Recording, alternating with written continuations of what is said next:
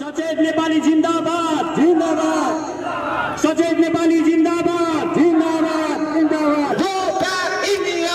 Go back India Go back India!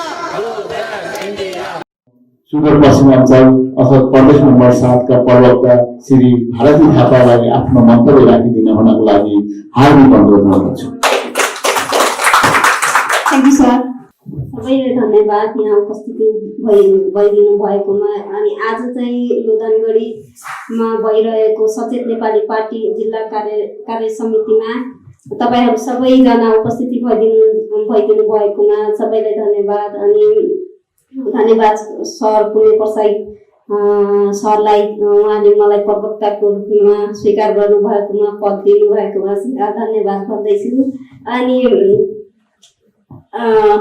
सचेत Nepali party यो मैले पहिल्यैदेखि 6 महिना अगाडिदेखि नै सरलाई चाहिँ एकदमै फलो गरिरहेको थिएँ। अनि एकदमै युट्युबहरू हेर्ने अनि कुराहरू बुझ्ने, नलेजहरू दिने, यस्तो के गर्न सकिन्छ के गर्न सकिँदैन नेपालमा यस्तो सबै कुरा मैले नलेज दिइसकेपछि उहाँसँग मैले पनि जोडेको 6 महिना अगाडि लकडाउनकै समयमै हो हैन।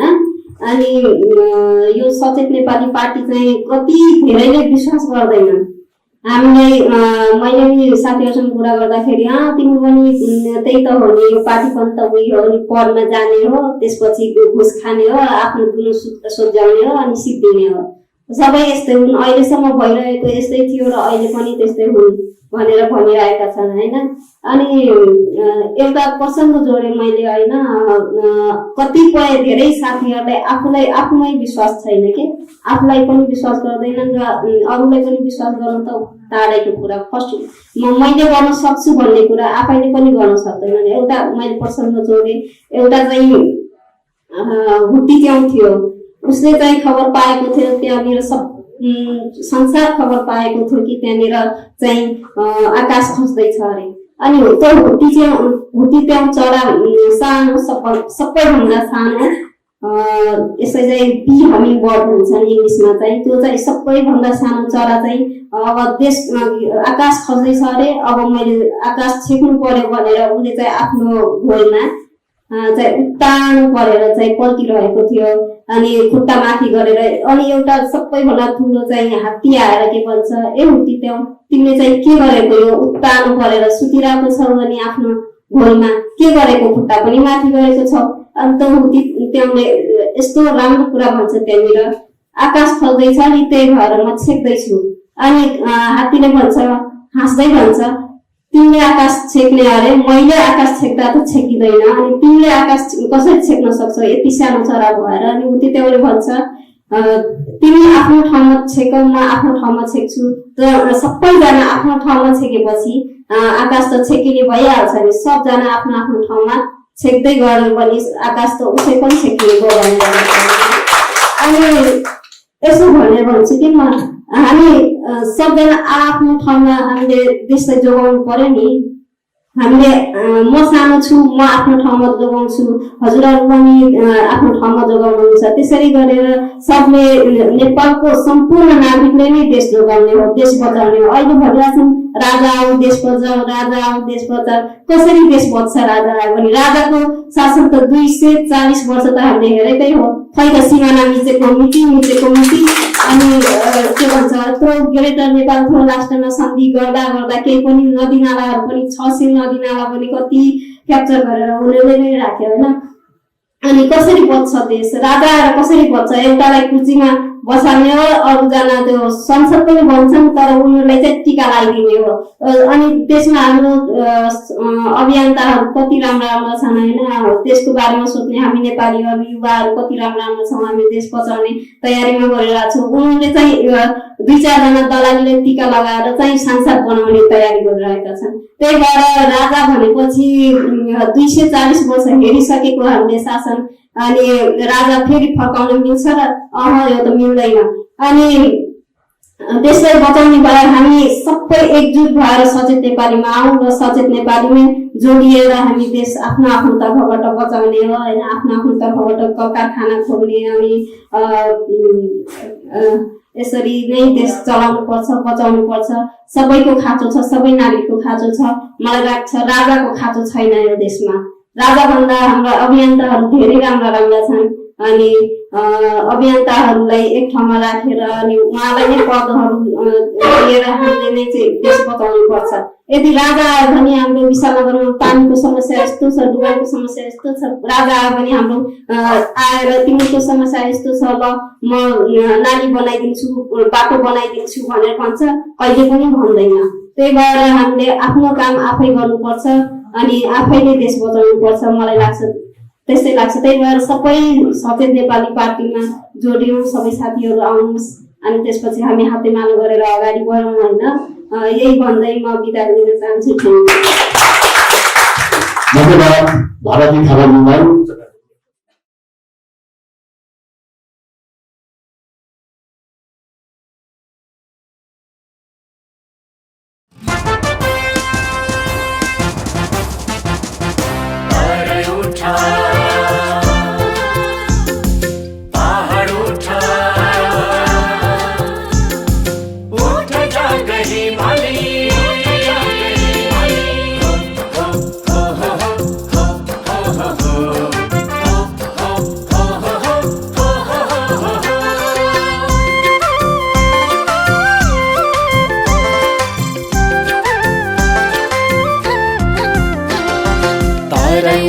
पहाड उठ उठ जग हिमाली, तराई उठ पहाड उठ उठ जग हिमाली।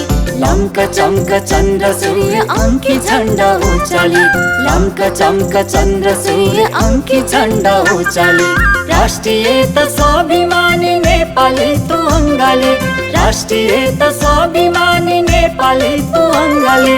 अब अघि बढ्छ सर्व पहिचानवादी सचेत नेपाली, अब अघि बढ्छ सर्व पहिचानवादी सचेत नेपाली।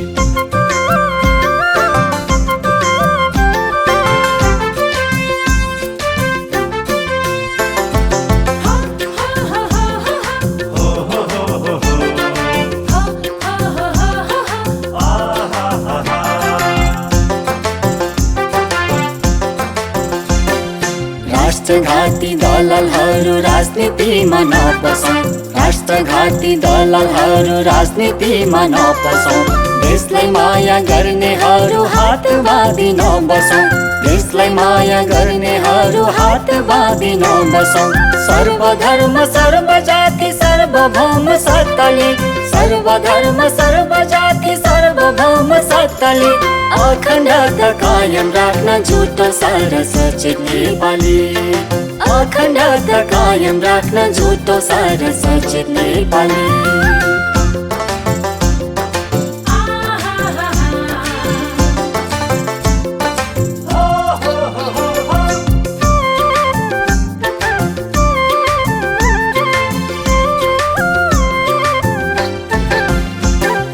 भ्रष्टाचार लुट तन्त्र अत्याचार हटाउन, भ्रष्टाचार लुट तन्त्र अत्याचार हटाउन। सक्छौँ हामी झुट्यौँ भने दुःख पीर मेटाउन, सक्छौँ हामी झुट्यौँ भने दुःख पीर मेटाउन। स्वास्थ्य शिक्षा निःशुल्क सबैलाई रोजगारी, स्वास्थ्य शिक्षा निःशुल्क सबैलाई रोजगारी।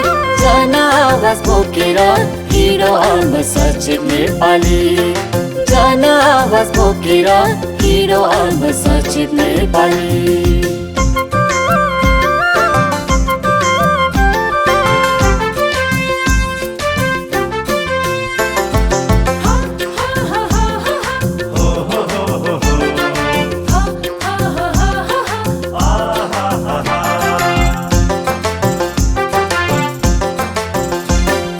नेपालीले पराधीन त कहिले स्वीकार गर्दैन, नेपालीले पराधीन त कहिले स्वीकार गर्दैन।